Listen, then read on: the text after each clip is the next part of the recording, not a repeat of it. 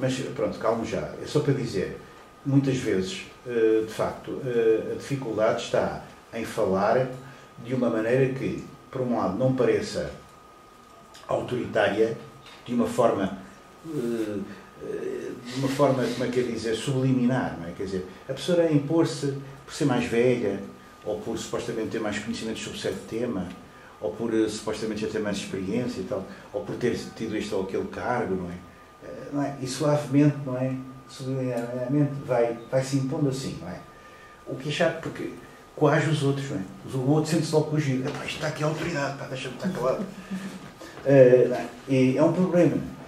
E por outro lado, também a questão de também não cair no extremo oposto, que é o extremo oposto da demagogia. Porque uma das coisas que eu creio que o neoliberalismo, e falou-se aqui pouco do aspecto político, mas é muito importante, decisivo mesmo, é? E aí é que eu acho que pessoas como o Lipovetsky, eu até, uma vez dei-me ao trabalho, estava no Porto, eu veio lá a Braga, à Universidade de Minho, eu dei-me ao trabalho de ir lá, para ouvir, e depois gerar uma questão incomodativa, que ele ficou assim com uma cara um bocado esquisita. Porque ele próprio é um grande usufruidor da sociedade de consumo. Os livros dele vendem-se em grandes quantidades, ele deve estar riquíssimo em direitos de autor. Eu não o invejo, não tenho inveja disso, que eu nunca ganhei praticamente nada em direitos de autor e agora há já 2 décadas pelo menos que é zero. Pronto. Mas isto só para dizer o seguinte, eu agora os poucos livros que ainda tenho comigo vou oferecendo. Poucos. Mas para dizer o seguinte, é muito fácil descrever a sociedade em que nós estamos. Do efêmero, do Bauman, aquele sociólogo que foi para a Inglaterra, ele não é de origem, mas agora já é inglês, há muitos anos. Porque uma vez eu perguntei lá em Inglaterra, então, mas afinal aqui o que é que vocês dão aos alunos em Sociologia? O meu amigo tem uma prateleira inteira. Eu não conhecia o Bauman, caput. E então fui ver e comecei a ler, espera, isto é importante. Só que agora já me fartei de ouvir. É o amor líquido, é a sociedade líquida, é a modernidade líquida. Quer dizer, é tanto líquido que eu já estou farto. Já está a afogar? Já estou afogado. Fiquei afogado naquela altura. Isto para dizer só que é extremamente difícil, de facto, o equilíbrio entre, de facto, um conhecimento interessante e a sua transmissão e o não ser professoral e sobretudo, as pessoas não olharem o professor ou não olharem o indivíduo que, em algumas coisas, sabe, de facto, e não o venerarem e despertarem sempre, terem sempre esse desperto, essa atitude crítica. E, por outro lado, uma das coisas que também se nota, e para concluir, nesta sociedade em que vivemos, neoliberal, é que passou-se de uma hierarquização, alta cultura, cultura popular e tal, e as pessoas que sabiam e as pessoas que não sabiam, e havia uma taxa de analfabetismo em Portugal enorme no 25 de Abril, quando saiu o 25 de Abril, começou a ver, e isso já foi superado, em parte, mas também sabemos que depois, quando se criaram as universidades privadas, se criou uma quantidade de cursos, enfim, os mais diversos, não é? Alguns dos quais eram baratos de criar e, de facto, pronto, criaram um batalhão de licenciados que às vezes, enfim, são assim um bocado discutível o seu interesse. E, quer dizer, criou-se progressivamente, mas isso é geral a toda a sociedade, em toda a parte, creio eu, uma espécie de aplanação de valores em que as pessoas não têm referências. Quer dizer, no meu tempo, uma pessoa, para saber qualquer coisa, houve mesmo uma professora de filosofia que me marcou. Porque eu fui para o 6º ano, tal coisa que eu referi há bocado, para o Liceu de Castro, e tive filosofia no tempo do antigo regime. Era horrível. Começava-se pela lógica... O manual que era o Bonifácio. Exatamente. Esse malfadado... Tinha que saber na prateleira.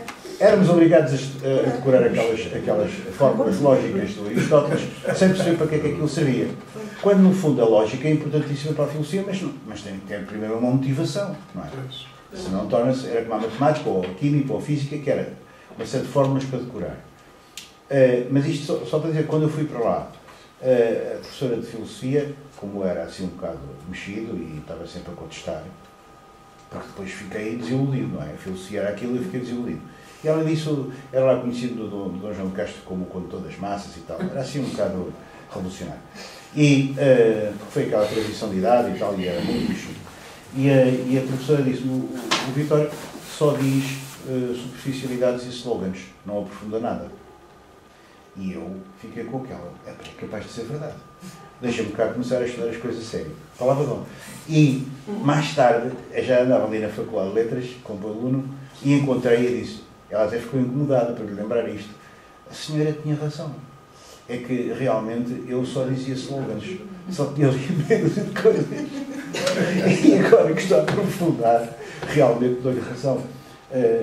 E continuo a perseguir esse assunto. É por isso que eu até passo aqui muitos dias a ler.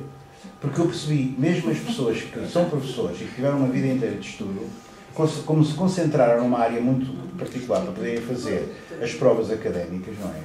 São os sabichões, às vezes até se colocam com aquelas vestes todas, muito solenes, não é? Eu agora não tenho, porque nunca tive para gastar aquele dinheirão. E então, quando vou a algum júri, que é raro, aliás, emprestam umas vestes, meio que eu já fui, de todas as cores. Só me falta levar as cores do arco-íris. Mas é engraçado, porque, digamos, aqueles rituais, quer dizer, têm qualquer coisa de assustador, quer dizer, não é? Então, em Coimbra, os professores até estão num plano superior. Quer dizer, e tem uma postura, muitas vezes, nas avaliações, altamente intimidante. E exatamente. até assustadora. Exatamente. Eu, ano passado não há Parece que é um uma tese de doutoramento que um dos membros do júri, dois, eram mal criados. Era falta de respeito pelo arguento, completamente. Pelo orgulho. Orgulho, disparado. Pelo orgulho. É de pôr as pessoas com nervos. Quer dizer, eu penso que aquilo é um teste de resistência. Aquilo ainda é um tribunal. É mesmo. Em que há o arguido. O arguido. Exatamente. É um teste de resistência. Ver se a pessoa consegue resistir àquele modo provocatório São, no fundo, as escolas e outros organismos são aquilo que o OPC... E depois ainda há disputas de universidades. Como? Porque depois, às vezes, a disputa da universidade, porque, como depois os argumentos, uns são de Coimbra, outros são do Porto ou de Lisboa, geralmente o júri tem... Aí também se nota que há ali um despique. Muitas vezes o doutorando ou o mestrando, ou seja, quem for que está a ser analisado, não se apercebe de uma coisa. É que os arguentes, normalmente que são os que vêm de fora, estão ali também a ser julgados, ou seja, avaliados pelos outros. E estão essencialmente a falar, não para ele, mas estão a fazer ricochete nele, como no bilhar. Estão a fazer ricochete nele, mas estão a falar, mas é para os outros membros do júri e para a assistência. Quer dizer, aquilo é um teatro, é de facto um ritual.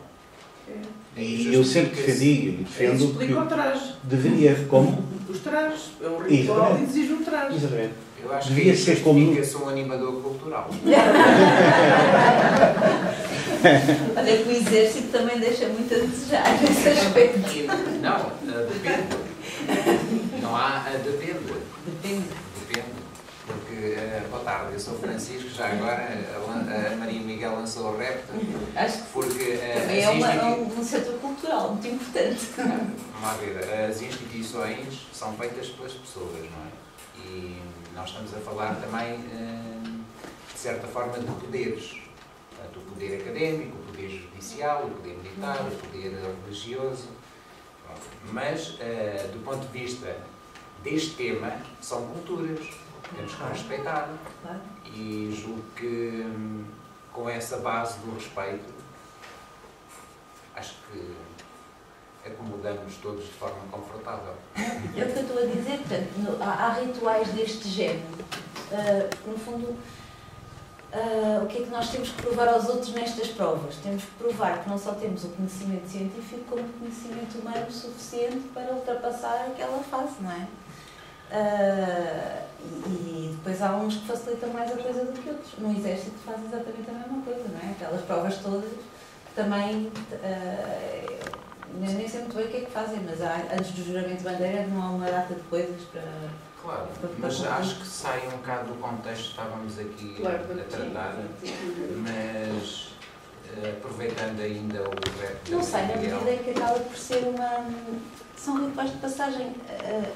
Também há uma quantidade de saberes que eles têm que reunir para ultrapassar aquilo. E também estão a ser avaliados. Claro. Alguém escreveu que o Exército era o espelho da nação. Exato. Porque é uma instituição multissecular, não é? Está nas raízes da nossa identidade coletiva. O que é que eu quero dizer com isto? A nossa história coletiva, portanto, história, memória, se não for cuidada, fica meio apagada ou totalmente apagada. Claro. E, portanto, perdemos as tais referências que o professor estava a dizer e rapidamente somos absorvidos. Exato. Portanto, se não houver aqui raízes perenes, a questão da identidade dilui-se, não é? E, portanto, não nos diferenciamos dos demais. Eu julgo que também ao nível das instituições, a instituição militar como uma instituição com uma cultura própria, porque tem, não é? Precisa também, se calhar, de mediadores culturais e animadores culturais, por forma a que chegue o mais possível à sociedade, Claro. porque já não temos a questão também do serviço militar Nesse aspecto que eu estava a obrigatório. dizer, Francisco, porque portanto, é uma instituição militar, é um tipo de cultura militar, há um tipo de cultura universitária também, como há um tipo de cultura profissional, em cada profissão tem um tipo de cultura e cada profissão tem as suas próprias situações de avaliação e de provas, que às vezes são mais de nervos do que Eu não acho que seja errado ter essa cultura em cada... Eu também não. Eu acho que isso Eu é estou a que dizer- faz a riqueza. Exato, E isso depois faz reparem parte da vida. que essas Por culturas isso é que a cultura é muito nunca as difícil de três especificar, porque junta-se tudo. Mas eu acho que, Não fiquem... não sei, só Olha, uma- tem a cultura telemática, por exemplo, também faz parte. Infelizmente, sim, no mas, meu caso, sou eu mas, que digo, mas faz parte. só uma chega. Eu acho que a cultura pela paz deve atravessar as Ser diferentes... transversal, sim. deve ser transversal e deve atravessar todas as culturas. E causa-me alguma perplexidade que a Unesco atribua património imaterial a instituições como touradas. Eu acho que E que haja autarquias que centrem toda a sua atividade cultural tendo como único tema a tourada.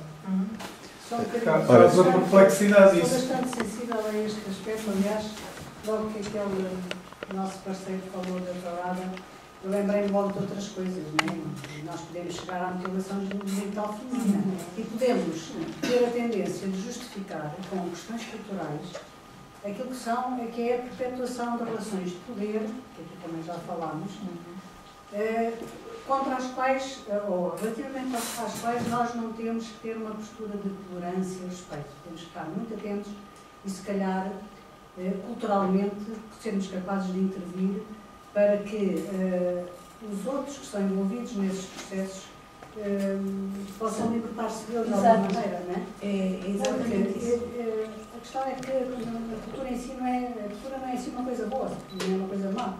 Portanto, o homem tem dentro de si, o homem e a mulher têm dentro de si o que pior e o que melhor há. Nós somos, no fundo, aqueles que fazemos o que de melhor e de pior há neste mundo.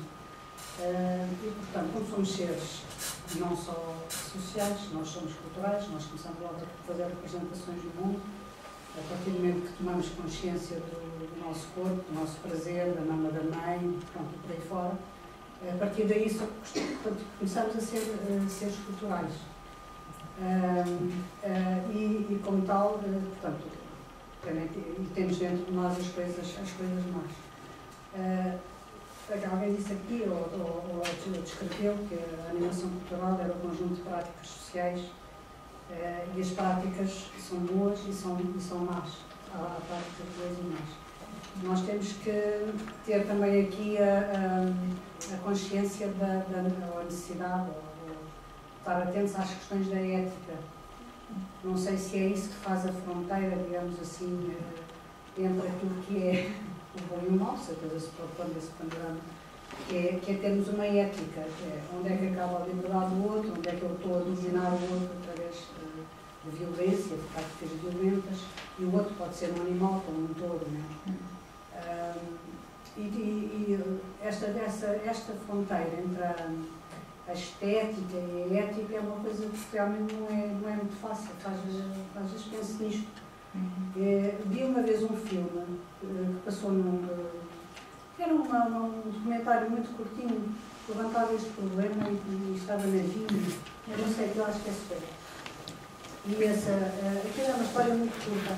É uma fotógrafa que ganha um prémio internacional daquelas tipo de World Press Photo. Nós vemos aquelas fotografias de imagens absolutamente do ser humano destroçado, do que de pior somos capazes de fazer. E esta fotógrafa estava no estúdio a maquilhar-se, a preparar-se para ir bonita, a receber o prémio, né? A sala estava cheia, a gente bem vestida, com aquele público que vai ao Winker, e que ontem infelizmente estava lá à vontade com o fato de treino para não estar organizado, mas não acho que não vi. E naquele momento em que ela está em frente ao espelho, ela vivencia outra vez o momento em que tirou a foto que foi premiada. E, portanto, ela vai fugindo num cenário de guerra horroroso e de repente vê uma menina com um soldado, uma metralhadora apontada, a menina perto do seu boneco, está em terror. E olha a fotógrafa. E nesse momento a fotógrafa tira-lhe a fotografia e vai fugir, né? Porque ela tem que sobreviver. E aquela imagem é a imagem que depois faz o espetáculo. Portanto, naquele momento, ela não consegue receber o prémio. Portanto, foi um comentário muito pouquinho. E ela demite-se de receber o prémio porque qual foi a ação que ela teve de transformação do mundo. Obviamente que aquela foto pode ser necessária para sensibilizar outros para aquele problema. Mas ela, enquanto mediadora daquela situação, sentiu um enorme desconforto. Porque é aqui a explicação daquela fronteira entre a ética e a estética. E onde é que acaba uma coisa e começa a outra, e de que forma nós muitas vezes somos espectadores desta de coisas horríveis que a sociedade de espetáculo transforma e nos faz consumidores culturais de coisas que são absolutamente abomináveis, de que nós somos capazes de fazer aquilo que é a sociedade. Como somos capazes de aceitar a existência de espetáculos explorados por toda a violência que está associada, obviamente irracional, pela indústria. E já agora, a questão do espetáculo. E como somos capazes de conviver com situações de uma motivação espiritual feminina, dizer aquilo é uma questão cultural deles. Que se pratica cá, em Portugal. Guinas ou vão à Guiné, ou vêm cá e fazem conjunto, fica mais barato, não é? Pois, portanto, nós convivemos com isto, calados, as instituições nada as fazem. E depois justificamos, como sempre, questões culturais. Portanto, só para aqui trazer a questão da ética e da forma como nós muitas vezes deixamos que a cultura realmente também perpetua relações de poder quando nós temos e relações económicas. Estou a lembrar que um dos problemas da morada é precisamente porque há muita gente a viver. O problema está no dinheiro, não é verdade? Esse é o grande problema. E eu acho que é uma das grandes razões porque o Estado Islâmico destrói pontos importantíssimos da civilização e depois vende-os, e há um mercado que aceita tudo aquilo que ele vai destruindo e que está a viver à conta disso. E quem é que para? Ninguém para. Porque se calhar o poder... São menos. As pessoas pediram a palavra. Sim, também a Filomena, não é? Eu só gostava de estar aqui a discutirmos, isto é muito importante. Mas eu depois ponho-me a pensar e digo que um país que tem a justiça que tem o ensino que tem, e que se pensarmos, inclusive, que o atual Presidente, o que vai ser agora Presidente da República, foi eleito com 20% da população portuguesa que vota. Eu não sei se será também tema de maior preocupação até, acho eu, porque realmente não é um país que pode evoluir. Não, é 1% do PIB, acho eu, que é para a cultura. Não é? Não chega. Não chega. Não chega. É um velho objetivo. Mais ou menos. Quando a cultura é tratada desta maneira, mas depois, não é? Enquanto a partida percebemos que o país não funciona porque é um país, enfim, vou dizer o chavão, que é de corrupção, quer dizer, em que a corrupção funciona a todos os níveis. Só vou dizer uma coisa que nos agrada muito. Em termos de democracia, o pior exemplo de democracia é o que se passa nas autarquias. Estou a dizer isto numa autarquia, é aquilo que me custa dizer. Porque, inclusive, já estive envolvido numa autarquia, ou pelo menos interessado nisso. E isso custa-me dizer isto, mas é verdade. Isto é o princípio da não-democracia, que vai por aí fora até ao topo. É evidente que isso tudo faz com que, em termos culturais, as coisas sejam o que são. Não é por acaso que o jornal mais vendido é o que se sabe. Não é por acaso que a televisão mais vista é a que se sabe. Depois dizem-me, mas está-se a dar aquilo que o povo gosta. Eu só pergunto se o povo não gostaria de outra coisa se lhe desse outra coisa. Portanto, esta é que é, penso eu, terá que ser, se calhar, eu penso que as coisas podem ser discutidas com mais profundidade, como vocês estão a discutir. Vocês são formadas nisso, sabem disso, eu não sei. Mas a verdade é que a minha preocupação maior é aquilo que é básico, é aquilo que é fundamental para que o país possa funcionar em liberdade e na busca da felicidade. Foi aquilo Eu não sei o que é que os presentes acham disto. Isto não tem necessariamente a ver com a animação cultural, mas dentro da minha versão holística da coisa, eu até acho que tem. Porque, de alguma forma, dentro do aspecto que, com a nossa cultura, nós temos a obrigação de intervir. Deixa-me um minuto de tirar a vez. A seguir. Nós temos, acho eu, que temos a obrigação de intervir enquanto seres políticos e intervimos com a nossa cultura. E intervimos porque há uma cultura que nos é transmitida que nos ensina que é isso que devemos fazer e que é assim que evoluímos.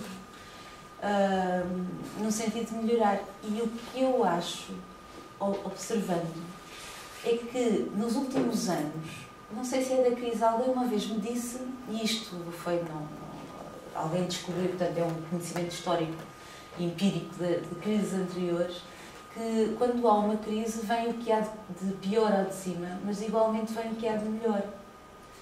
E portanto eu acho que se calhar é a oportunidade que nós temos para juntar o que há de melhor. E o que há de melhor é que, se vocês repararem, está a crescer há um resíduo qualquer na sociedade que está a ocorrer mais apetência por este tipo de situações em que estamos agora. Não é só nos museus, estamos aqui num conjunto, numa conversa informal, a debater temas. E não estamos assim tão poucas pessoas quanto isso. E se calhar a seguir vamos, ao longo da semana, a várias outras coisas, tertúlias em cafés ou em... E se vocês pensarem, aqui há uns 5 ou 6 anos atrás havia assim tantas coisas destas. Na altura do 25 de abril. Nem imagina. Nem imagina. Pois. esperança porque as coisas Mas isso foi nessa altura. Eu ainda vivi quando tinha a sua Vocês estimação. não viveram esse tempo. Eu ouvi antes e... Mas eu acho, amigo, o meu ponto é que nós estamos outra vez a voltar lá. Só não estamos tanto porque antigamente isso era instigado pelo próprio Estado. Mas eu agora acho que não está a ser o Estado a instigar, são as próprias populações. Mas eu acho que uma lei Por isso é que não tem tanta força, porque não é o Estado que dá esforço nisso. Desculpa, André, eu só vos dava um exemplo. E esta é a sensação que me assiste. Eu todos os dias tenho essa sensação. Eu vivi, com calculo, antes de 25 de abril, e vivi momentos importantes. Eu sou muito velho. É verdade. Quer dizer, eu sabia que era o meu inimigo. Eu vivi durante anos numa vila pequena e sabia que eram os bufos. Aqueles indivíduos estavam ali para levar informações para o outro lado. E nós sabíamos que ele era, de vez em quando apanhava-me. Ele saía todo partido ali e tal. Bom, eu não devia dizer isto, mas é assim. Agora não se sabe. Agora estamos a ser muito mais vigiados do que éramos na altura e não temos a quem nos agarrar, ou seja, não podemos abanar os colarinhos a ninguém. Esta é que é a diferença. E isto dá-me um desconto. Mas a atividade... Mas é preciso denunciar isso, e eu acho que há uma tendência grande para as pessoas se juntarem e falarem do assunto. O que eu não consigo perceber é porque é que isso não se traduz em votos políticos. E porquê que... Mas eu acho que se calhar o que falta é conseguirmos pessoas como nós que pensamos assim chegar às gerações mais jovens. Mas eu gostava que eles fizessem uma estatística dessas eleições de quem é que vota, se são as pessoas mais da nossa idade, se são os jovens, são a geração mais nova. Qual é a geração mais em classe etária há mais abstenção. Isso eu acho que isso era importante saber. Ainda são os bens. Entre o 25 de Abril e o 25 de Novembro de 75, não, é verdade, eu vivi um bocadinho isso. Os meus pais eram muito engajados e então eu fazia com a minha mãe as dinamizações culturais e com o meu pai as alfabetizações. E de facto foram momentos de felicidade. Alguns dos momentos mais felizes da minha vida foram aqueles momentos em que estávamos ali todos e estávamos a partilhar coisas que não sei, não tem explicação. Foram tempos fantásticos. E as pessoas todas acreditavam naquilo e estavam como felizes, estavam a acreditar. Mas por isso é que eu acho que agora se caiu, houve aí uma época e agora que estamos a renascer. Eu acho que sim, eu acho que estamos a querer acreditar, não há ninguém. Eu não sei nada, não vivi nada, vivi na ignorância até ao 25 de Abril, apesar de ter começado a trabalhar na universidade antes do 25 de Abril, por isso me ter apercebido da falta de liberdade de expressão. Mas confesso a minha ignorância que não sabia porque é que as pessoas não podiam... Sabia porque é que elas não podiam falar, claro. Quem é que não as deixava? Mas o que é que elas tinham para dizer, assim? O que é que era tão importante do outro lado? Qual era o discurso do outro lado? Eu desconhecia. Por isso, eu talvez posso dizer aí que desde que começou o século XXI, eu caí, houve um momento em que não sou uma pessoa com tendência para depressões, nem para tristezas, achei que a vida estava um vazio. Sem interesse, sem importância, sem nada, porque eu acho que esses anos, o pós-25 de Abril, a década de 80, tudo isso foram anos tão vivos, tão importantes, em que eu pessoalmente, e como eu, milhões de pessoas que estavam se calhar na minha situação, aprenderam tanto, ouviram tanta coisa nova, despertaram para tanta coisa tão importante. Tive a sorte também de estar rodeada de pessoas que me souberam transmitir essas coisas, e que me explicaram até coisas que eu, sem saber, eu achava que aquilo era injusto, que aquilo não devia ser assim, mas quem estava à minha volta dizia que era assim que devia ser. E a pessoa, se tem um espírito mais ou menos pacífico, não contesta, não se revolta contra isso, e vai se acomodando, e vai ouvindo, e vai ficando. Um dia houve alguém, mais tarde, a dizer, espera, aquilo que ela está a dizer, eu tinha 15, 16 anos, eu pensava que isto podia ser assim. Só que naquela altura eu nem me atrevia a dizer, mas ninguém dizia à minha volta, deve ser parva, estou a dizer isto. Depois, por isso foi um período tão bonito, tão importante, tão tudo, conjugado com casamento, com ter filhos, com educar crianças, educar filhos para não sei o quê. Tudo isso acho que foi tão importante que, quando os filhos estão arrumados, cada um no seu espaço, o emprego está a acabar e também já não precisa de nós, e a gente vê que aquilo onde se empenhou 40 anos está aí por água abaixo, e que ninguém valoriza. E nem valorizou o empenho. O que é que acontece? Há assim uma altura em que a pessoa está... não vai enriquecer mais um psicólogo porque não tem tendência para isso. Mas não é por acaso que estão cheios, não é por acaso... Precisamente porque eu acho que isso é motivo. E atenção, isso é motivo. Estou a falar sobre uma pessoa de uma família com pais vivos, com uma mãe com 93 anos, pessoas saudáveis de cabeça, por isso com quem, com uma família feliz, com filhos, com netos, com gente tudo bem na vida, normal, com a sua vida, independentes, logo aos 20 e poucos anos chegam de casa, e por isso, quer dizer, não tinha relação nenhuma para ter tristeza, para me sentir nem deprimida, nem não sei o quê. E a falta era falta disto. Era disto, quer dizer, era falta daquela época em que se ouviam coisas novas, em que havia esperança, em que se mudava, era disso tudo. Uma grande atividade cultural. Uma grande atividade cultural. Mesmo que a pessoa nem fosse a tantos concertos, nem a tantas coisas, porque agora vai a muitos, há tanta coisa de oferta, há tanta coisa onde se pode ir, tão interessante, mas na verdade... Hã? Não, mas posso ir, não vou. Eu tenho dificuldade. Tenho dificuldade em não ser aqui injusto, porque várias pessoas pedem a palavra, eu depois já não me lembro bem. Aqui, a nossa amiga, mas depois há uma espécie de precedências e eu tenho medo de ofender quem já pediu antes. Aqui, quem é que... A Flor Bela. Ó Flor, tu podias fazer... Pediu aí... Era só na questão dos animais. Por exemplo, no Autorado nós vimos a tortura em loco, portanto, no momento. Mas nos animais de circo, nós vemos eles atuarem, mas não sabemos a tortura que eles passam para conseguirem, para o domador, conseguir fazer o que eles fazem. Portanto, há uma tortura atrás do palco, digamos assim, que não se consegue ver, mas é muito bonito ali na altura. Claro. A minha intervenção na altura era para reforçar a ideia que a Ana Paula colocou. E em relação a isso, eu queria dizer, de facto, há práticas, há crenças e há práticas culturais e há práticas sociais que são repugnantes, que são condenáveis e devem ser discutidas, não podem ser validadas só porque é tradição e porque sempre foi assim e, portanto, não se pode mudar. Porque elas devem ser discutidas à luz também dos direitos humanos. É assim, há a Carta dos Direitos Humanos, é a Carta das Nações Unidas, é aquela que temos. Mas tudo o que é violência, práticas que vão contra os direitos humanos ou os direitos dos animais, que neste momento estão a ser defendidos, devem ser discutidas em grupo. Porque nós temos o direito de mudar as leis e de mudar a tradição, e a tradição já não é o que era. E, portanto, não temos que validar tudo só porque é diferente da minha cultura e eu tenho que ser tolerante. Eu não gosto da palavra tolerante. Eu não gosto, nunca gostei da palavra tolerante. Acho que não é a palavra mais adequada para a tradução. Nós não temos que ser tolerantes, porque o ser tolerante parece-me que é de cima para baixo. Eu condescendo. Eu não concordo, mas tolero.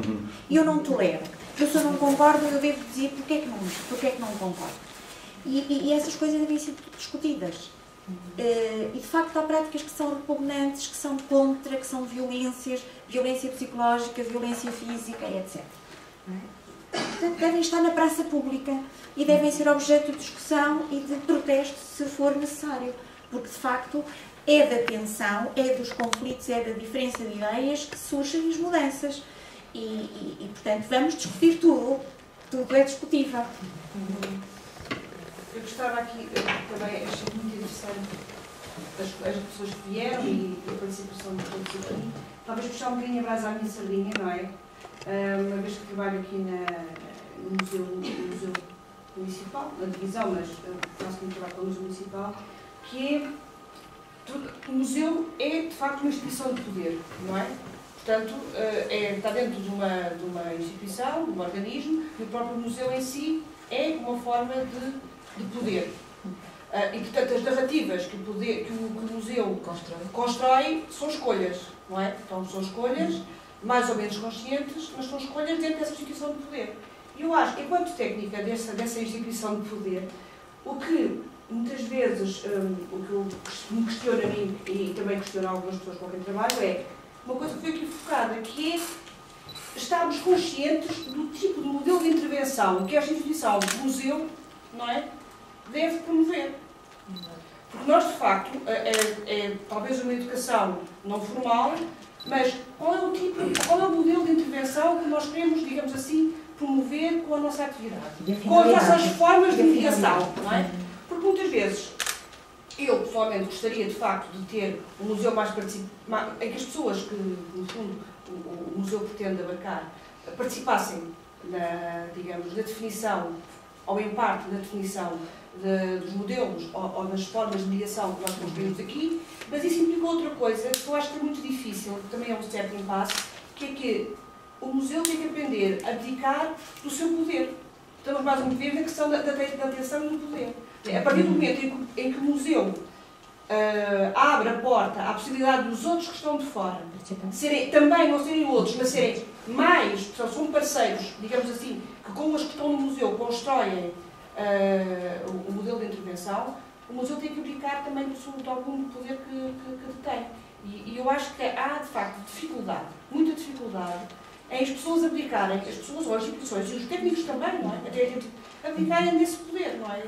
De se abrir para a possibilidade de os outros poderem construir também em termos de comunidade, porque o que nós aqui falámos, e eu era miúda, mas também participei, porque meus pais também participavam nesses movimentos antes da Revolução e logo a seguir à Revolução, não é? Porque foi a festa. Eu também sinto que falta muito, até mesmo em termos de funcionamento.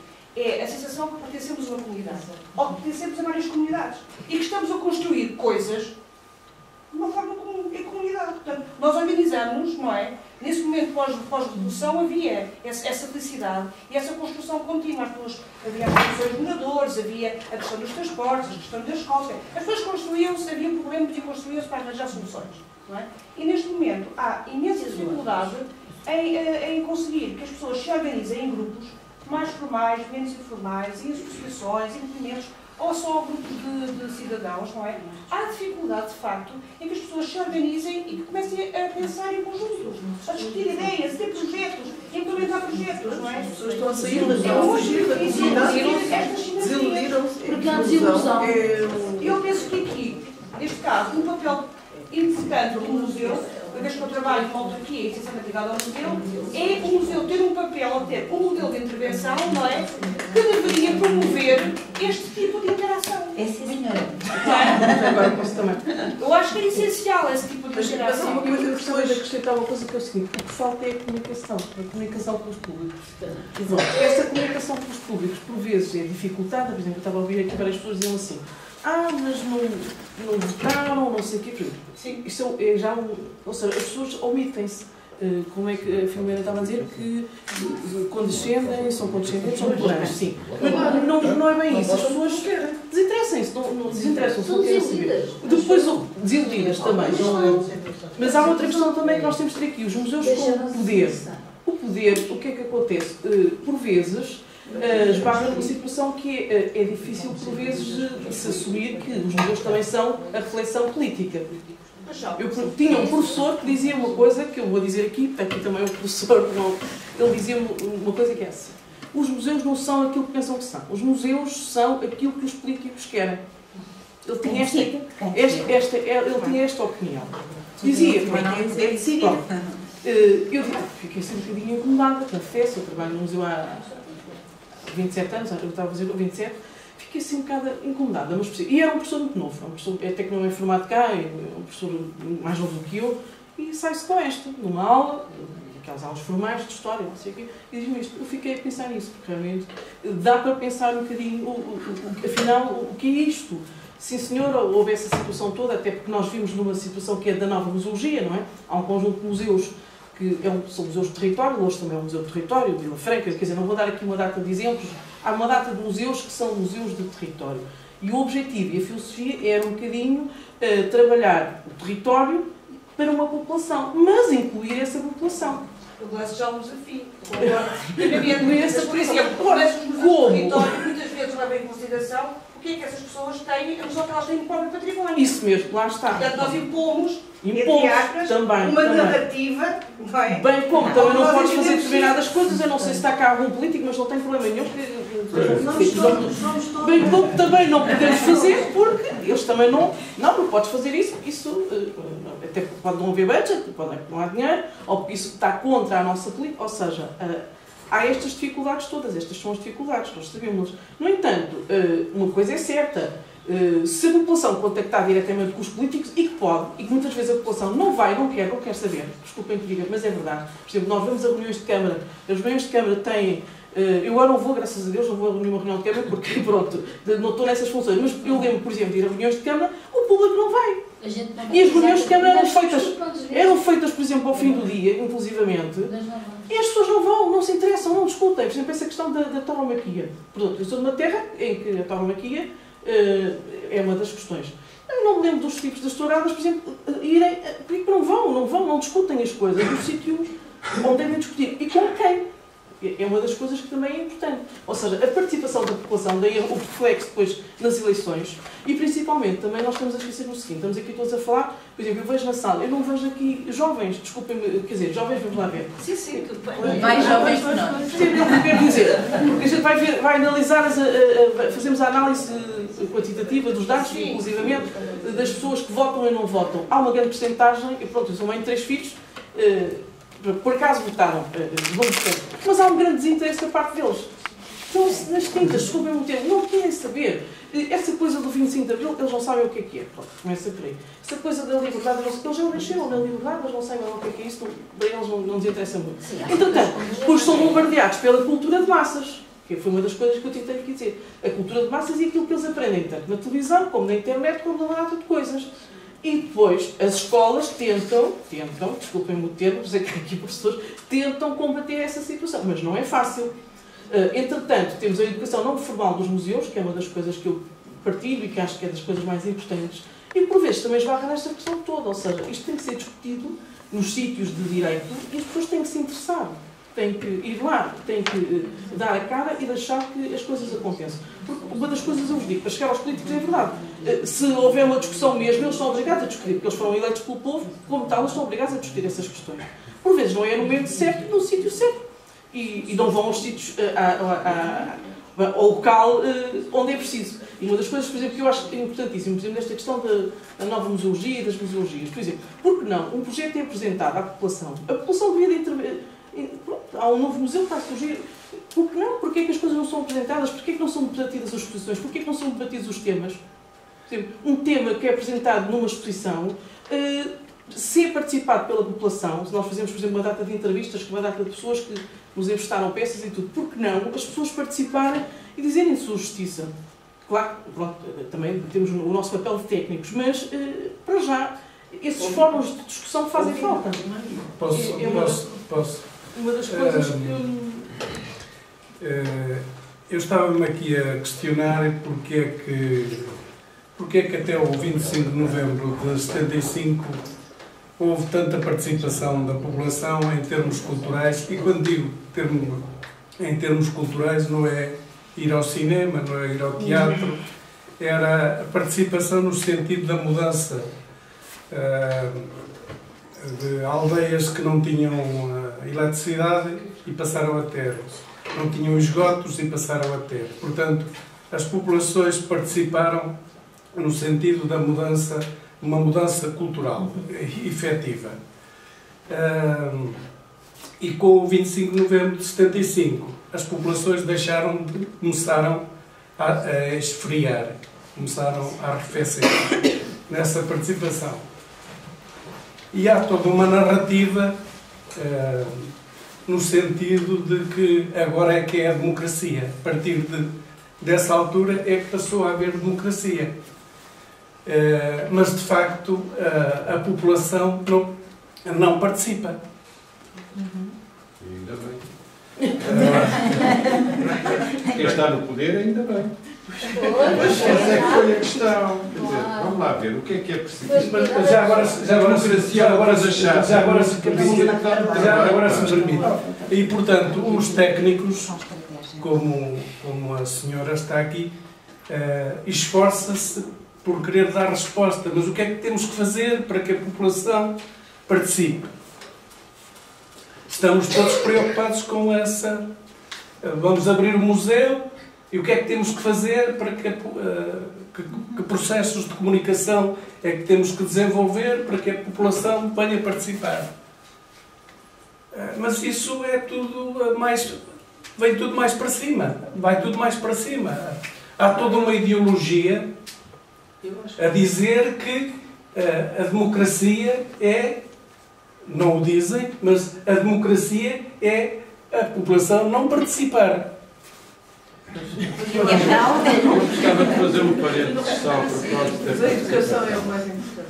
a proposta de participação, que me lembro, foi só a partir da altura, eu não estou a defender nada.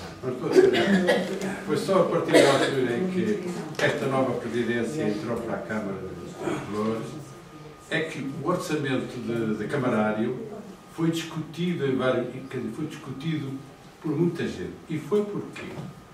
Porque houve o cuidado de ir terra em terra, para que as pessoas estivessem lá. Ou seja, as pessoas não tiveram que se deslocar. Quem se deslocou era quem estava interessado em que as pessoas discutissem o orçamento. E eu penso que, relativamente àquilo que estou a dizer, terá que ser uma coisa assim, claro. Senão as pessoas não param. Eu queria só acrescentar o seguinte. Em primeiro lugar, que as metodologias e as técnicas de animação cultural não são exclusivas dos animadores, não é? Ou seja, podem ser usadas por todos aqueles que trabalham com grupos, professores, todos aqueles que têm que podem promover um trabalho de grupo. E, portanto, aprendem-se quando se acredita que toda a gente deve fazer parte do grupo. Ou seja, a animação cultural, um dos princípios é de que não há públicos, há pessoas que participam. E elas deveriam ser chamadas, na perspectiva do museu, poderiam ser chamadas na concepção da própria exposição, do programa, etc, etc, não é? Mas há funções que são tanto é importante esta ideia de difusão cultural do que existe, ou seja, mostrar, criar exposições, haver propostas que partem dos técnicos de quem programa, como o sentido contrário, que é chamar as pessoas a participar e desenvolver metodologias participativas. Mas para isso é preciso que haja vontade política da organização e que haja essa perspectiva nos próprios técnicos, não é? Portanto, deve fazer parte, e aquele senhor dizia, da política cultural da autarquia ou da política da organização. E por isso é que há sítios em que os animadores culturais não são muito bem vistos, porque podem ultrapassar ou podem gerar bola de neve, não é? Quando nós desafiamos as pessoas a participar, nós não sabemos muito bem onde é que vamos parar. Ou seja, não é? Portanto, se nós achamos que somos todos, fazemos todos parte do grupo, isto pode ser demasiado subversivo. Portanto, há organizações formais que não querem animadores culturais, porque perdem o controle da programação que oferecem, daquilo que estão a fazer. E, portanto, também temos a noção de que há perspectivas de animação cultural que podem ser conservadoras, podem manter o que existe, pronto, e estão a usar técnicas e metodologias de animação cultural, mas podem ser conservadoras. E há perspectivas de trabalho que podem ser subversivas, ou seja, quando nós chamamos as pessoas, digam lá o que é que pensam, o que é que vamos fazer, não é aquilo que o animador pensa que vai programar, o que é que vamos fazer, o que é mais importante aqui e agora, é um processo participado, aí as coisas podem ganhar outros rumos, não é? Pois, claro. O que é importante, no fundo, é pôr as pessoas, dar às pessoas a oportunidade de pensar, dar espaço, criar espaço, ajudá-las a pensar ainda melhor e receber delas a mesma coisa. E programar em conjunto, não é? Portanto, aí não há públicos. Exato, há pessoas, não é? É a participação. Só queria dar uma recomendar, porque aquela senhora teve a dizer que as assembleias as reuniões de Câmara não têm público. Eu costumo frequentar e participar por vezes nas assembleias municipais. Não vou mais porque realmente tenho dificuldade em saber quando é que elas existem, porque há pouca informação. Todavia, eu tenho notado que ultimamente as reuniões da Assembleia municipais é só lavar roupa suja. E isso desmotiva as pessoas. Mesmo que às vezes a gente ponha um problema, ele é respondido, mas depois não há o contraditório e ficamos todos na mesma. É evidente que não se pode ali haver discussão, mas às vezes a resposta não é aquela que devia ser. Se calhar não queres lá o público.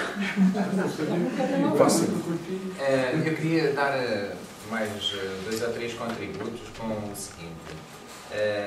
A minha filha mais velha teve a oportunidade de ir ao Brasil em novembro do ano passado e esteve lá 3 semanas. Quando ela chegou, eu perguntei-lhe o que é que achava, pronto, e ela respondeu-me assim de uma forma muito curta. Agora percebi porque é que estou na dita civilização. Ou seja, nós em Portugal, com tudo de mal que temos e com tudo de mal que somos, estamos na dita civilização. Porquê? Porque há aqui uma coisa que ainda não foi falada, a questão da segurança. Portanto, nós falamos em democracia, liberdade, mas a segurança, para além das funções básicas enquanto seres humanos, é logo uma das funções essenciais, portanto, das pessoas, dos povos, das sociedades. E como nós agora na Europa estamos a ser confrontados com este aspecto da segurança, começamos, se calhar, a ressuscitar coisas que até aqui andavam na amnésia e, portanto, começam a ganhar valor. E as pessoas começam a ter consciência que temos que dar valor àquilo que somos, àquilo que temos. Mas só se valoriza o que se conhece. E há aqui um déficit, se calhar, de transmissão da cultura. E, portanto, mais uma vez... Há um problema de comunicação, como dizia. Sim, sem dúvida. E já agora, outra situação que nos obriga a refletir. Vamos para a Guiné. A Guiné está permanentemente, pronto, no estado em que todos nós sabemos. Sabem qual é a forma como alguém com visão vê a união daqueles povos, daquelas tribos? É pela cultura. Alguém que deseja a paz no seu país vê a cultura como um instrumento para essa construção. Como? Através da criação de um Museu Nacional. Portanto, eu estou a falar de um povo que nos diz algo, não é? E nós, quantos museus nacionais é que temos? E que património riquíssimo nós temos nos nossos museus nacionais. Portanto, também isto nos obriga a refletir e se calhar temos que nos conter um bocadinho, porque de facto nós temos valor, temos património, temos história, temos memória. Agora temos que a conhecer, porque só conhecer é que a valorizamos. Mas é preciso, como diz o meu filho do meio, o problema não está no chão. O chão que é Portugal, os portugueses são as paredes. Se calhar está mesmo no teto. Mas vocês reparem uma coisa. As lideranças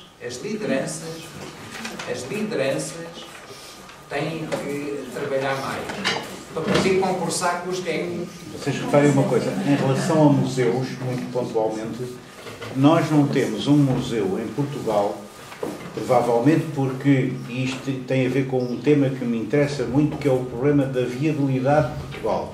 Portugal várias vezes teve, e a Floribela dá ali na Universidade de Siena uma cadeira sobre as invasões francesas. E eu estou aqui desde 2012 a viver permanentemente no Conselho e comecei-me a perceber do interesse disso, não só no contexto da... Também já estou invadido pelas invasões.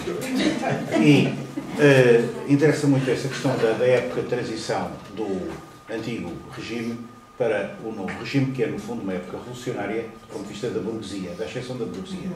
Penso que nós estamos numa crise, já sabemos que o sistema capitalista, ou como queremos chamar, vive das crises. E é como a fênix renascida, não é? As crises alimentam. E estamos numa crise que é uma crise muito específica, que dava para outro bloco, etc. É curioso que os museus sempre foram, de facto, como a Floribela dizia, organismos de poder. Veja-se o caso do Museu Britânico, do Museu do Louvre e do facto de quando, por exemplo, se uniram as duas Alemanhas de novo, criando um poder temível, porque a Alemanha é temível, sempre foi, desde que se uniu e ainda é, continua a ser cada vez mais, é um poder temível, porque domina a Europa. A Constituição Europeia, no fundo, é uma coisa que dava para muita discussão. Efetivamente, logo reuniu no centro de Berlim, eu não fui ainda lá ver, mas várias pessoas que foram falaram disso, logo reuniu ali um conjunto de museus.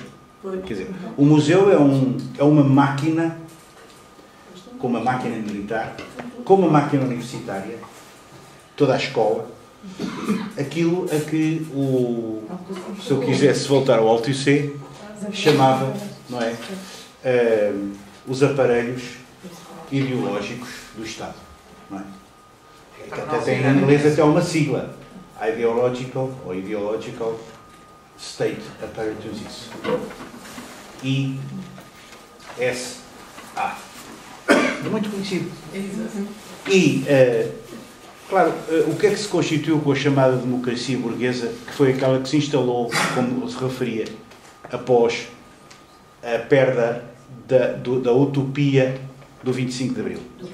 Quando digo utopia, é porque não era possível, provavelmente naquela altura, criar qualquer coisa de mais avançado em termos de democracia. De maneira que a democracia que se criou foi uma democracia formal, parlamentar, representativa, ou seja, uma democracia à imagem e semelhança daquilo que tinha sido o decorrente da Revolução Francesa. Porque quando a Revolução Francesa falava dos direitos do homem e do cidadão, era mesmo de uma elite de homens e de cidadãos, como já na antiga Grécia a democracia era de uma elite que inclusivamente escolhia as mulheres. Portanto, a palavra democracia serve para tudo e para mais alguma coisa. Na verdade, quando falamos de democracia, não nos entendemos bem neste sentido. É que há vários conceitos de democracia.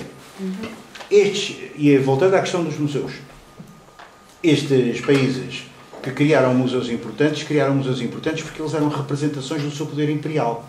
E a questão que se me põe para Portugal é: Portugal teve alguma vez um poder provavelmente imperial? Fomos provavelmente um império ou fomos um domínio ultramarino de circulação de produtos que perdemos rapidamente esse mercado no Oriente para passarmos ao mercado Atlântico, não é? E depois perdemos também o mercado Atlântico e ficámos sem nada. Ou ficámos apenas com as colónias africanas, não é? Numa época absolutamente absurda em que o colonialismo já tinha acabado em todo lado e nós mantínhamos aquilo porque também, de um certo ponto de vista, eram fundamentais para a nossa economia. Mas, de qualquer maneira, sustentadas por uma sociedade ou por um modelo de Estado totalmente ditatorial, que foi aquilo que a gente viveu durante 50 anos. E ainda estamos a pagar essa fatura. A questão toda que se põe é esta, é que efetivamente não temos um modelo ainda hoje alternativo, e por isso é que a Europa está no estado em que está, não temos um modelo alternativo para caminhar no sentido de um aprofundamento dessa tal democracia, ou seja, transformar a democracia formal das meras eleições, do mero voto, da mera pontualidade, não é, do voto, ou da participação da chamada democracia direta, de participar nas assembleias disto ou daquilo, porque sabemos muito bem que a burocracia é muitíssimo mais forte do que essas nossas boas intenções, porque não podemos nunca passar para isso. Agora, é interessante, neste contexto, não vemos ainda horizonte para isso, mas eu espero, eu sou otimista, não durante o tempo da minha vida, espero que a humanidade tenha novos sobressaltos no sentido de uma emancipação. Porque não podemos toda a vida continuar com a situação em que estamos, porque a situação em que estamos é uma situação de crise arrastada, não é uma crise temporária, que já passou, ou que estamos a melhorar, ou sair dela, como nos querem vender, não é verdade? Quer dizer, todos os órgãos de comunicação social estão neste momento nas mãos do grande capital, concentrado. As grandes editoras compraram as pequenas editoras. Compraram, e não só cá, já no estrangeiro isso estava a passar-se. Nós vamos comprar livros de esquerda à França. Essas editoras de esquerda vendem, a malta gosta imenso, comprei um livro de esquerda porreiro, isto vai-nos dar aqui mais umas ideias bestiais, e essa editora pertence a um grande grupo económico que a comprou. E, portanto, tudo assim sucessivamente. Quer dizer, está tudo extremamente controlado. E, portanto, é hoje impossível fazer aquilo com que se sonhou no 25 de Abril. Porque no 25 de Abril havia uma possibilidade de circulação de informação de um determinado tipo e uma possibilidade de segredo de um determinado tipo. Só assim foi possível os capitães de Abril conjurarem-se para fazerem o que fizeram, que foi quase uma espécie de milagre. Hoje era impossível, com o sistema de informação e de comunicação secreta que existe, não é? Quer dizer, associada à informação é a sociedade o maior segredo que há. Daí uma frase há bocado que alguém referiu, que eu já não sei se foi a Maria Miguel, que eu até apontei, mas que me lembrou uma outra que uma vez o Eduardo Prado Coelho disse que era engraçado, que é, por cada luz de informação ou de conhecimento que se acende, acende-se à roda, ou vê-se à roda uma auréola de penumbra, ou de noite, não é? Quer dizer, a dificuldade que existe de efetivamente caminhar no sentido daquilo que nós imaginámos poder caminhar quando éramos jovens. Eu, no meu caso, não é? Que era, de facto, uma sociedade completamente oposta àquela em que eu vivia, mas completamente oposta. Completamente oposta. Agora, também não é com com pequenas iniciativas que se vai lá. Porque o problema é que nós estamos em ilhas, em pequenas ilhas, criamos pequenas ilhas de consciência, não é? Num mar infinito de inconsciência, que trabalha não só as sociedades que ascenderam à democracia formal parlamentar burguesa recentemente, como é o caso em português, mas trabalha a França. Veja-se a importância que tem a Frente Nacional em França e veja-se noutros países da Europa, não é?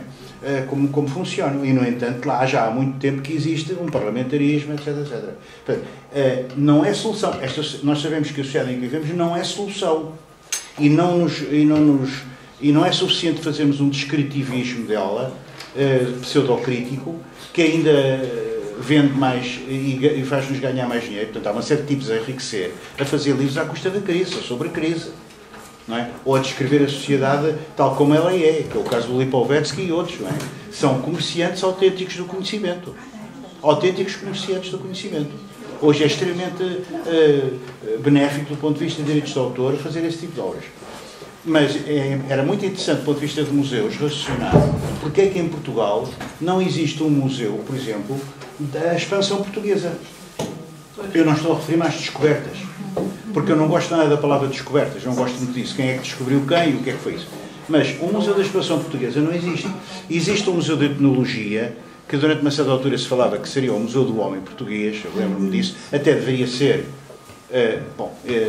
muito maior do que é, e não tem nenhuma exposição permanente. Porquê é que não há um discurso permanente sobre Portugal? Porquê é que Portugal tem tanta dificuldade? Porquê é que nós nos interrogamos, e até refizemos essa mesa redonda no Porto, por isso é que alguém citou aqui creio eu que se referia, não sei se foi